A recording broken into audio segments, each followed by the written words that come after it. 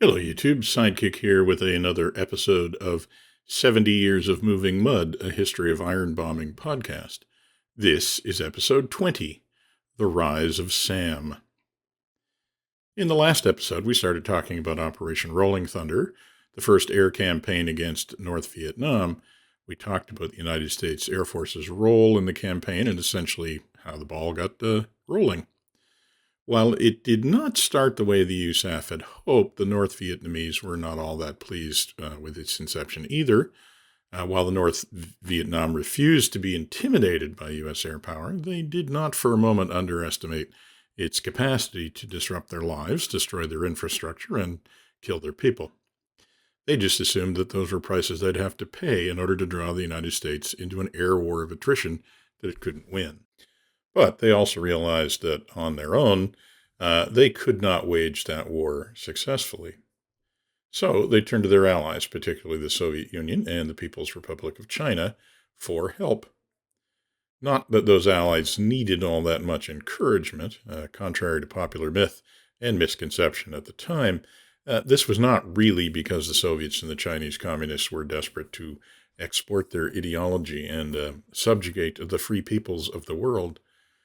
They were, though, desperate to embarrass the United States, to write down its capacity to engage in combat, particularly air combat, and also to test and prove the technologies and tactics that they had been developing to counter that U.S. air power.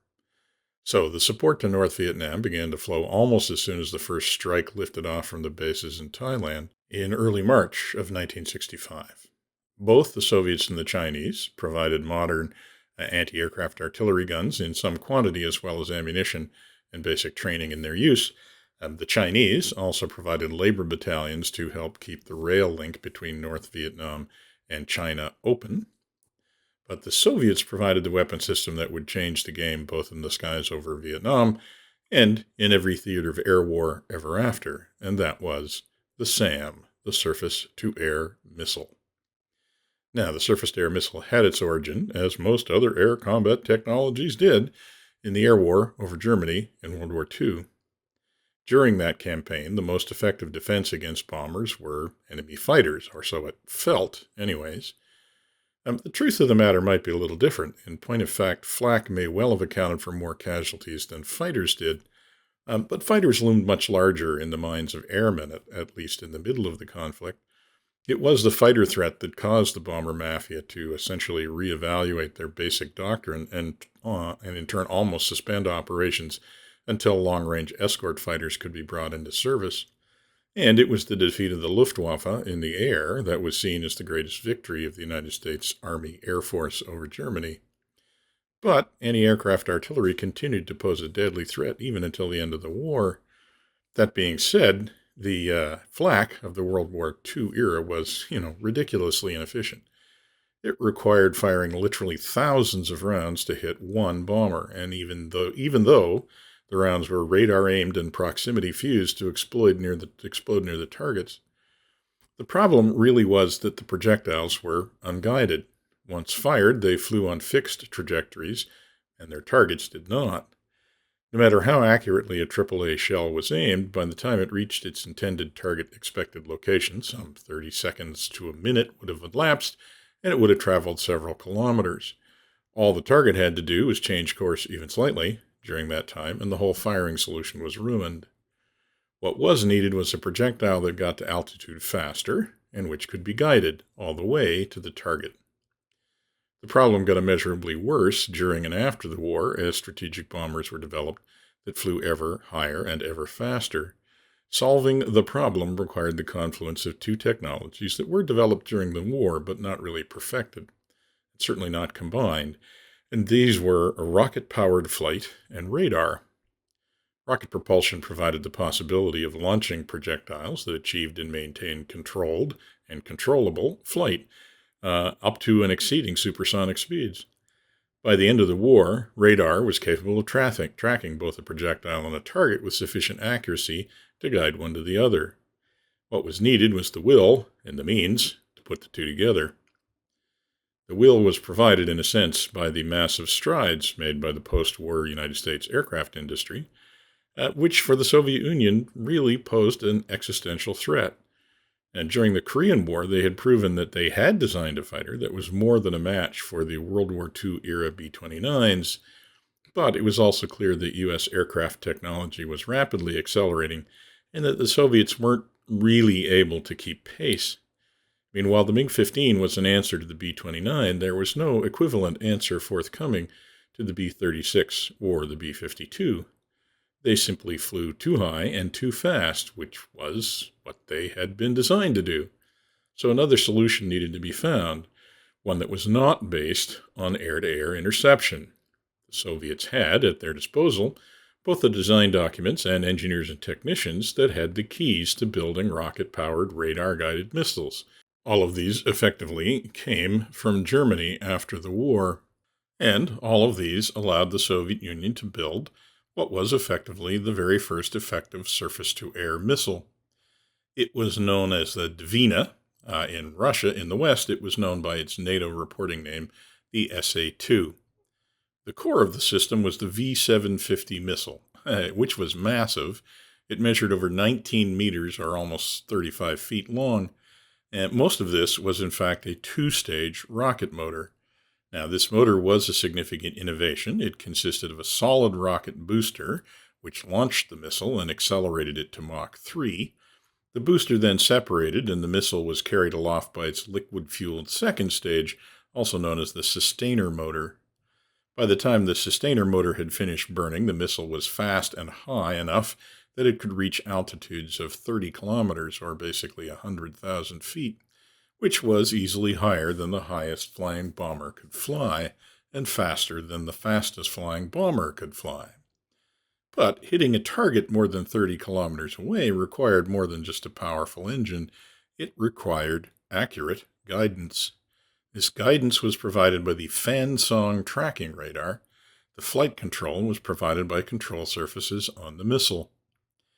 The SA-2 used something that is known as semi-active homing. This meant that the missile itself did not actually have a tracking radar. Instead, the target was tracked by the radar on the ground, and the radar then used the predicted course of the target and the predicted course of the missile to send commands to the missile that would bring those two predicted courses together at the point of impact. Now, this was actually not an inconsiderable achievement, as it not only required a radar with sufficient accuracy to locate the target precisely, it also required that the radar be able to acquire and process that information rapidly enough and often enough to accurately predict the relative motion of two objects that were moving at hundreds of miles an hour. And then, frankly, the radar had to be equipped with the computation resources to actually make predictions accurately enough to guide the missile to the target. The last point is one worth noting because it represents a significant development in radar technology. By the way, we have talked about the development of radar technology before, and if you want some background, you might want to check out the episode on the rise of radar. Anyways, the important development that I'm talking about, which may not be all that obvious, is the development of radar that actually could track a target and not merely search for one. These are very different functions in point of fact. An effective search radar is capable of scanning a wide field of view quickly. It needs to be effective at finding objects in that field of view, but it does not need to locate them particularly precisely. It does not really need to be able to generate a prediction of where they're going and how fast they're going there. A tracking radar, on the other hand, has to generate data accurately and rapidly enough to locate the target and predict its trajectory so that it can keep the tracking radar's very narrow field of view focused on it. The field of view of the tracking radar is very narrow because it has to keep coming back to the target that it's tracking often enough to be able to make predictions about where it's going. In case you're wondering, this is why track while scan was such a big deal when the problem was eventually solved. And certainly when the SA-2 was fielded in 1957, there was no such thing as track while scan. In fact, tracking and scanning were in two entirely different modes, probably two entirely different radars. And to be fair, the system that the SA-2 used seems pretty primitive to our modern reality. The fan-sog radar actually consisted of two different antennas. one that scanned in azimuth and the other one that scanned in elevation. And each of them was controlled by a different operator. Yeah, two different operators. Those operators were directed to search an area based on direction from a different radar, a long-range radar, early warning search radar, that would identify the United States Air Force raids as they were forming up and ingressing, and then would assign targets to individual SAM battalions, each of which had one Fansong radar. So the battalion operators would be cued to a potential target. They'd attempt to locate and validate the target and then begin tracking it. From the documentation I've read, it's not even clear whether that tracking was fully automatic. It may have required them to keep the target within the scan pattern of the radar in order to say locked on target. However primitive it sounds, it did work, as the United States Air Force was about to find out. The SA-2s were designed to be operated in a battalion-sized unit. Each battalion consisted of multiple launchers, usually 6, controlled by a single radar and a single firing control station. The control station operated the radar, tracked the targets, launched the missiles, and then guided them to their targets. A single battalion could have multiple missiles in the air at one time, but it could not engage more than one target simultaneously. In case it was not obvious, the SA-2 was designed for a particular purpose. It was designed to deny strategic bombers the safe haven of high-altitude, high-speed flight. It was capable of reaching any altitude at which a bomber could fly, and it was capable of intercepting them at any speed that they could achieve. But it was also designed to engage these particular targets, large and relatively slow-moving, non-maneuvering targets, and to engage them in this particular scenario, high altitude, direct ingress on a predictable flight path, meaning that targets would be detected well beyond tracking range, and there would be ample time to identify, filter, and sort them based on a priority before they were engaged. These limitations are important to remember not only because they affected the effectiveness of the SA-2 in the tactical environment of North Vietnam, which was very different than the one the SA-2 had been designed for, but also, I think, because these known limitations affected the way the United States Air Force assessed the SA-2 threat. And make no mistake, the United States Air Force knew all about the SA-2. They might not have been overly concerned when it was fielded in 1957, but when it shot down a U-2 high-altitude reconnaissance plane piloted by Gary Powers in 1960, it definitely got their attention. The advent of the SAM was definitely a game changer and a serious threat to the United States doctrine of massive retaliation, which depended critically on the Strategic Air Command being able to guarantee that it could deploy its nuclear hammer in response to any provocation. That was the whole point. If you pushed the United States too far, you'd pay the price, and there was absolutely nothing you could do about it. Well, now there was something that the USSR could do about it. This, and the advent of surface-to-surface missiles that could be armed with nuclear warheads, and the demonstrated ability of the Soviet Union to launch objects into orbit, thus guaranteeing that they could be deorbited pretty much anywhere on the planet, spelled the ultimate end of the massive retaliation doctrine. But that's really a story for another podcast. For our purposes here, the important thing to realize is that countering the threat posed by the SA-2 was seen as strictly a strategic air command problem. The SA-2 was not seen as a threat to the tactical air command mission, which consisted of low-level ingress and disruption of enemy air defenses. It's not even clear that the SA-2s made the target list for those nuclear strike missions that TAC was supposed to carry out in advance of the SAC strategic bombers. It's pretty clear that TAC had no doctrine and no training and no tools to deal with the surface-to-air missiles, at least not in 1965. The USAF, in its state of very high silos and frozen doctrine, simply didn't contemplate the SA-2's use in a battle like that over North Vietnam. Which is not to say that countermeasures had not been developed. They had been, but they were all designed to protect high-flying SAC bombers. They consisted of ways to confuse, disrupt, or degrade the SA-2's radar, and then to decoy its missiles. Now, these countermeasures basically consisted of two things. Put simply, jamming, and chaff. Chaff was a pretty simple concept that had been around since World War II, where it was often called window. It basically consisted of thin aluminized strips of plastic that were dispensed and dispersed in the line of sight of the enemy radar, and which provided very intense radar reflections that either fooled the operator, or the tracking algorithm, into believing it was a target, or simply saturated the detector so that nothing could really be discriminated. It could be very effective, although its effect was temporary. And as a countermeasure, it was more effective when there was a lot of it. But even in small discharges, it could provide some relief. By 1965, all SAC bombers carried chaff dispensers, and there were even aircraft that were designed to lead the bomber formations, dispensing a curtain of chaff in front of the high bombers to shield the bombers behind them.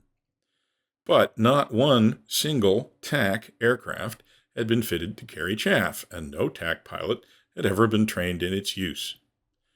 Now, the other method of countering the SAM threat was the jammer, or more correctly, electronic countermeasures, often referred to as ECM. This was a simple concept, but a pretty complex piece of equipment. The basic idea was to counter the SAM's radar system by broadcasting a signal at the SAM site that was identical to the signal that the SAM's radar produced and whose reflection it was looking for. By filling the air with this same signal, the jammer made it appear to the radar that it was getting returns from every possible range along the path of the target. In fact, if the jamming was strong enough and it bounced off enough clutter, it could even make the radar believe that the returns were literally coming from everywhere. If properly done, an operator could be confronted with effectively a screen full of snow with no discernible targets.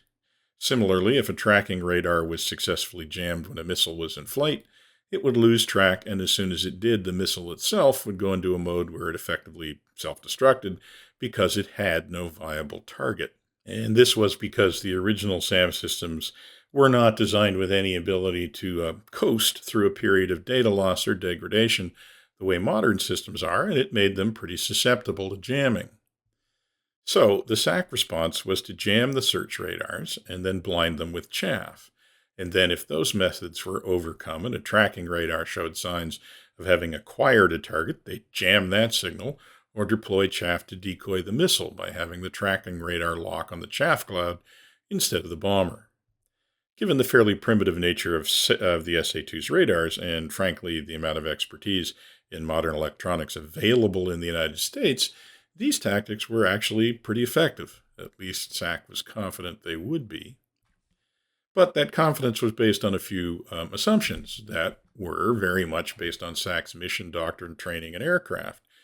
First of all, ECM equipment was heavy and it was bulky. It fit quite nicely inside an aircraft designed to carry a large bomb load. In fact, the United States Air Force converted a few former bombers, like the B-66, to carry ECM equipment instead of bombs. It was also a fairly negligible addition to the payload of an aircraft the size of the B-52. They don't call them buffs for nothing. It was also hugely complex and complicated, and a whole suite of equipment that required a well-trained and experienced operator to use effectively.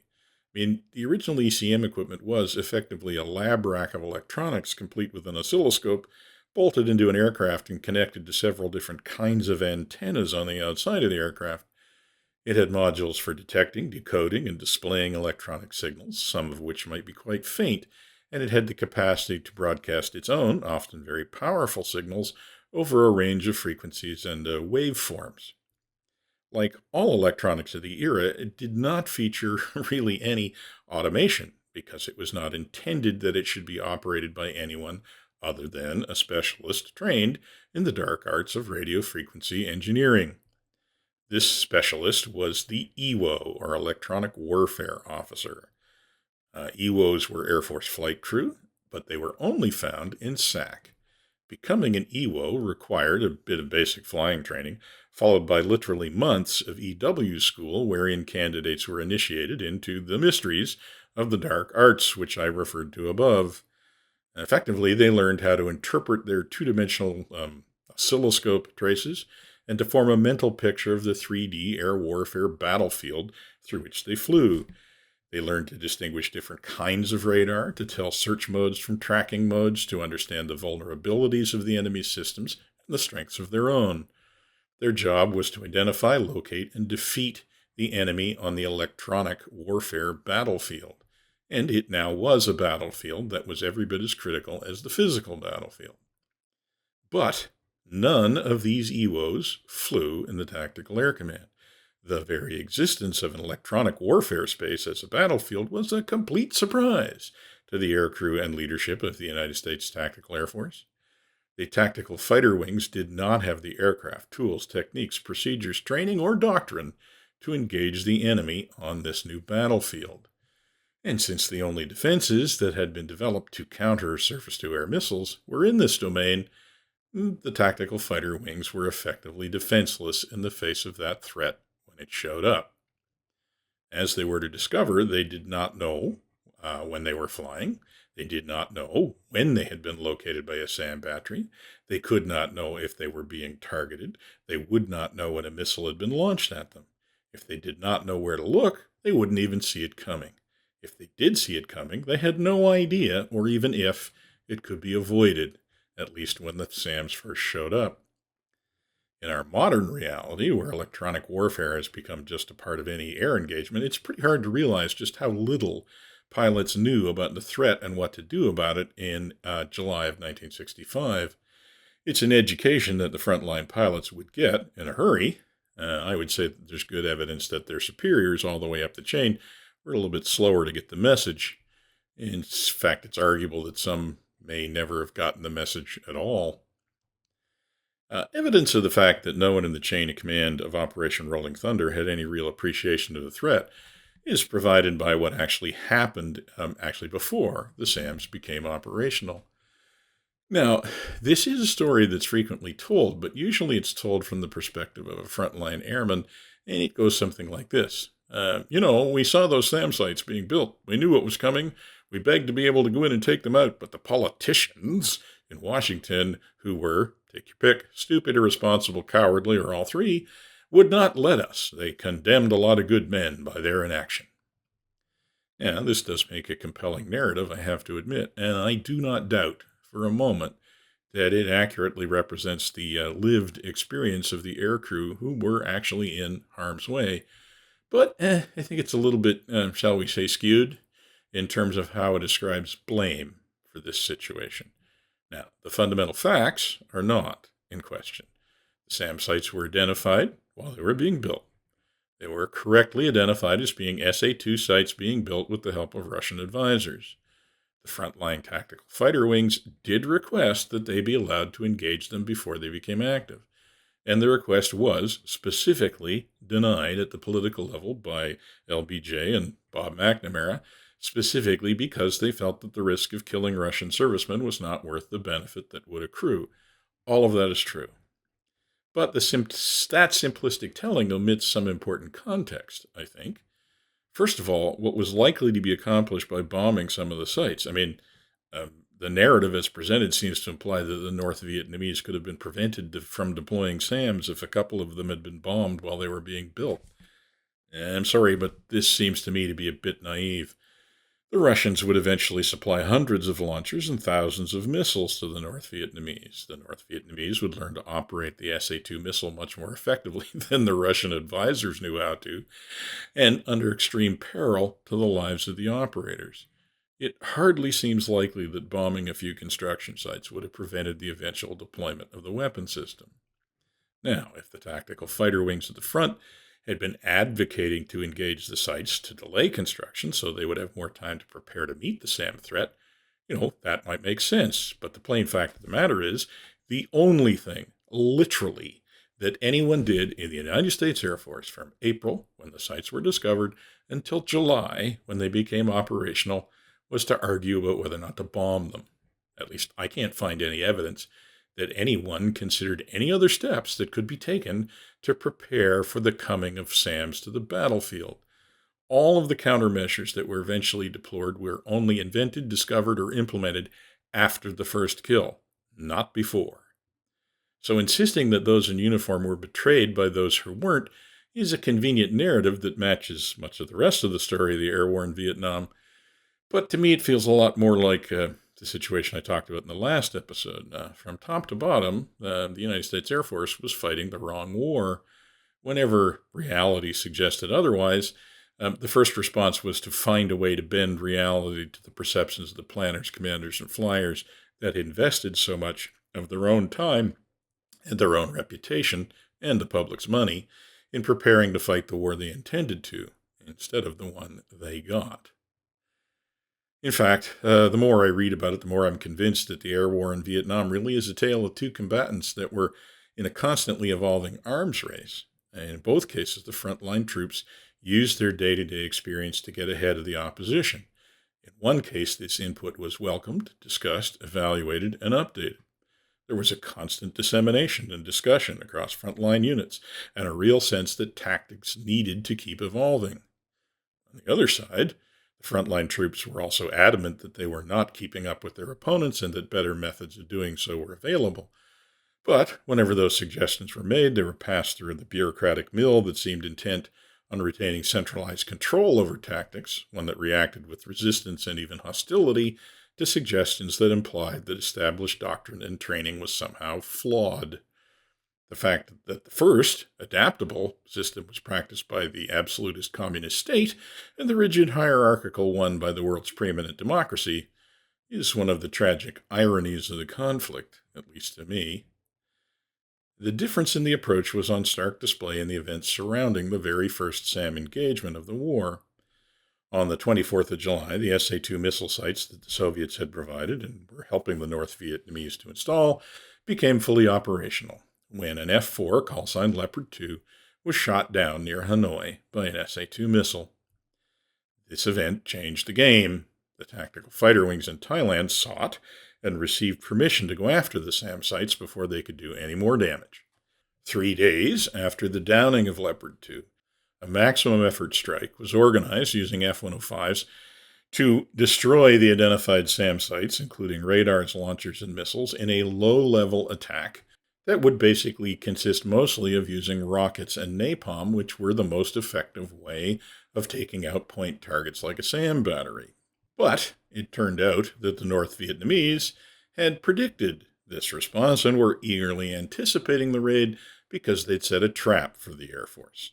When the thuds rolled in on the identified SAM sites, it turned out that they were actually only attacking mock-ups of SAM launchers.